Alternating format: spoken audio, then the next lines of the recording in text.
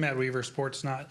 A lot of the talk this week has been about the racecraft and driver code, things of that nature. I'm curious, as you've sat down and just been a fan this year watching, how do you evaluate where we are? And is this level of aggression and the things we're seeing in overtimes and on road courses, is this just who we are now, and is this sustainable?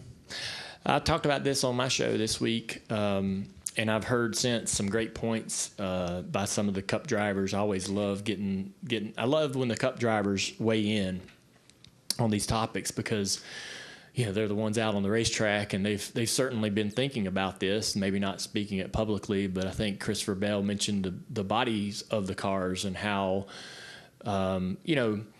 years ago, or just not too many years ago, the Cup car, you didn't want to touch the body. You didn't want to touch the wall or another competitor. The downforce and aero and side force was so critical, and any kind of, imperfection in the body was going to be an issue for you the rest of the day. And now we have these composite bodies, and you just beat the hell out of them. And in every series except for the trucks, So, the same way for late model stock racing, when I think about that, we used to have those steel bodies on those cars, and now everything's plastic and fiberglass, and you just drive right on through the guy in front of you and watch the fiberglass fly apart and keep on digging. Everybody's fine, But except for the bill that you get from 5-Star.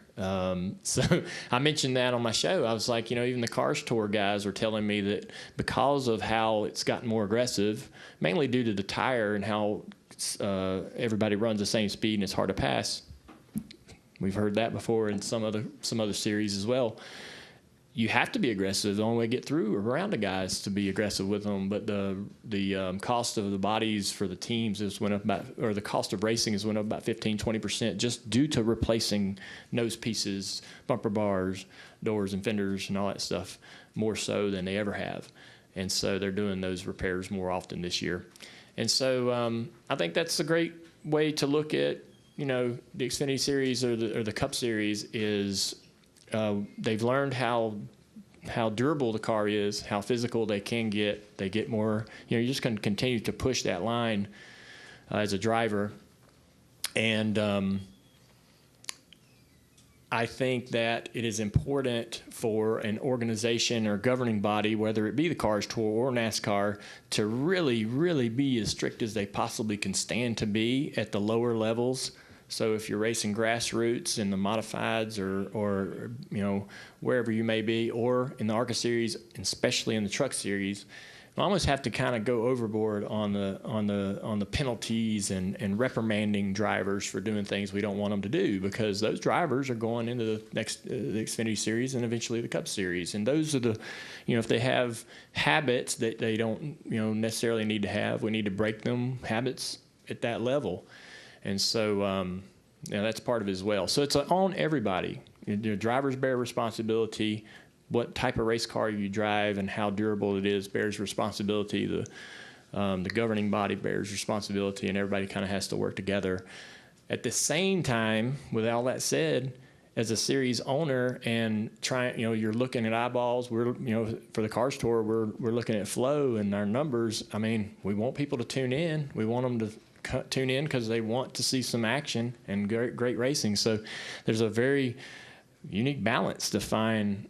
And we talked about it on our show. Like last week was probably a great example of the right amount of aggression at the end of the Cup race at Watkins Glen.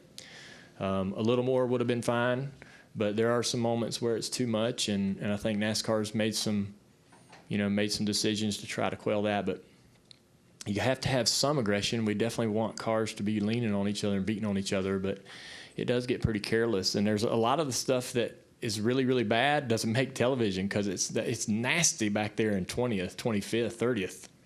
At the end of these races, it's just crazy. And a lot of that stuff, it doesn't even get on the air. But yeah, I can't really put the responsibility or the fault on one thing. It's a lot of different variables, and it will cycle. So this will be the way it is for a while, and then we'll cycle back toward you go ahead. Depending on how the racing changes, the tires, the cars, and stuff like that. the give or take may come back, and everybody may, adopt this sort of Mark Martin style, because that's what happened when I started racing. I mean, I grew up in the 80s. I grew up watching in the 80s, 90s, rougher than hell, everybody pushing each other around. You loved it. You thought it was awesome. And a lot of drama and great sound bites after the races. And then Mark Martin trained everyone to drive the same way. And it was crazy. Right when I came into the Cup Series, it was like, hey man, there's a lot of give and take here. This is how we race. We don't race like you've been racing. You're gonna change. Watch Mark Martin. And so, Mark and a bunch of other guys as well kind of ushered in this entirely new mentality that really stuck around for a while. But that's gone away, but it would absolutely cycle back around once this crescendos into whatever it becomes, some problematic issue at a race. If Richmond didn't do it, somewhere else we'll have a massive situation or high drama at the end of one of these races, and the narrative starts to begin with the media and all of us talking about how this is crazy, this is too wild. It'll start trending the other direction and cycling back toward a little bit cleaner. But I think there's a healthy balance of all of aggression and contact that I like to see on the racetrack. Yeah.